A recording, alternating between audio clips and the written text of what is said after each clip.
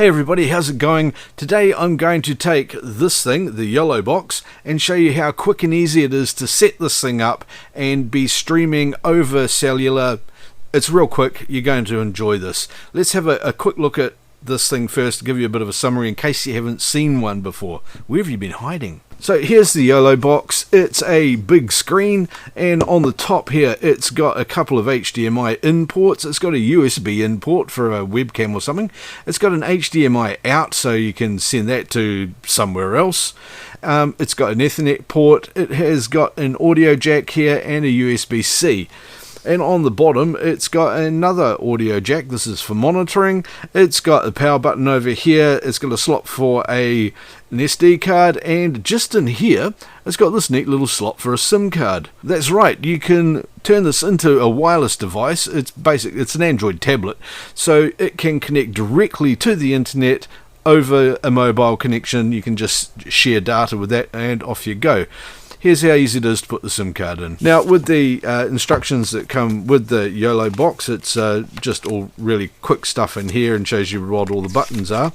There's a little SIM puller at the back, nice and useful of them. It's a really good SIM tool actually. A lot of these are quite flimsy, but this one works well. So all I need to do here is just push that into the hole like you do with any of your phones, and the SIM drawer comes out. Now in the SIM drawer here you can see it's got a little adapter in here for the different types of SIM card, for a micro to a whatever the other one is called, I can't remember. And what I'm going to do is I'm just going to slot my little micro SIM card into here, easy as that, and then that there slots into this thing, into that drawer, and then I'm going to put that drawer back into the side of the YoloBox here. And just got to remember that the little dot goes at the top of it. There we go. And slot that in, and there we go, that's ready to go. Just as a side note, I did go to my local cell provider's store and I said I wanted a SIM card for this thing that I could use to share data with my phone, so I made sure I'm on a data sharing plan. You'll need to do something like that however your cellular company works. Most of them have something like that, and if they don't, it's time to change cell company. But anyway, that card's in there now, and it's connected to my cell plan on my phone. I've got a decent amount of data and it's a really good speed, so we're ready to go. All I need to do now is plug a couple of cameras into it. So I'll just lay this down here, and I've got two cameras I'm going to plug in. First one here is just this simple little webcam. This is just a Microsoft webcam. It's a full HD one. I've had it a little while, and I'm just going to plug that straight into the USB port on the top. This is a USB 3 port, by the way, so it's got a good data rate. And I'll just set my camera up over there on my desk.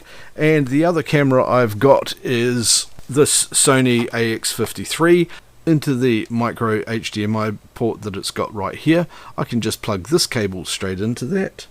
Make sure I get it up the right way. And that will plug into the first HDMI port on top of the YoloBox. Just like that. So that's my camera set up. I've got the webcam over here, I've got the AX53 over here, and they're both plugged into the YoloBox, which now has an internet SIM card in it.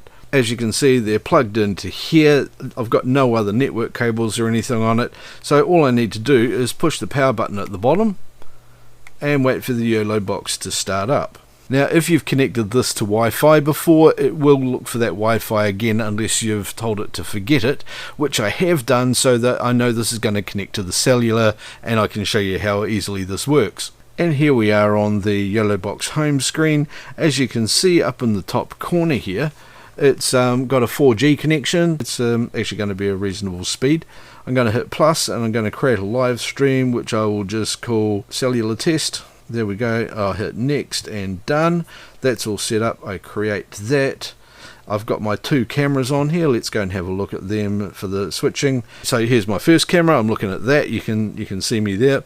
And my webcam, as you can see, the USB camera is sitting over there. The USB and webcams are never going to be quite as good as the handy cams or a professional camera that you put on, but if you're in a tight spot, you can use them. Generally they're better and better lighting, so they're not going to look like this one here. And this was cheap. It was only I think I got this for free actually. So as you can see, I've got these two cameras in here. They're both working perfectly fine. I can tell it to use HDMI 1 for the audio because I know that one's going to have the better microphone on it, or I could tell it to use the USB one as well if I wished, and of course the audio levels there, and how much monitoring I want it to do. You can see the audio levels up the top here, by the way. I can come into these other screens and do all the other bits and pieces I might want to do as well.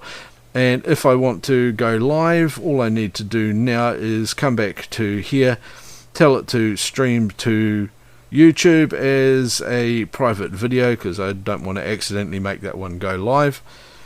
Click done there. I could stream this live to Facebook at the same time and maybe Twitch or something like that, but I don't want to do that at the moment for this. It's just a quick sample to show how quickly I can go live on YouTube. And then all I need to do is hit the go live button there and confirm that I want to. As you can see, it's setting itself up. You've got the bitrate at the top and the drop frames and all that sort of thing set up there. Once it's got a buffered connection, you can see that the bitrate on it is set to work for the connection strength that it's got, so it might compress it a bit more and send a more compressed image up if it can't do a full bitrate. I am sitting in a steel shed, so it's a little bit lower than I might expect, but you know, that's fine. It shows that it works in a stressful environment. And here we go. I can do all my normal switching while I'm live. I can put up titles if I want to in my lower thirds and do all of this sort of thing and everything else that we know the YoloBox is great at.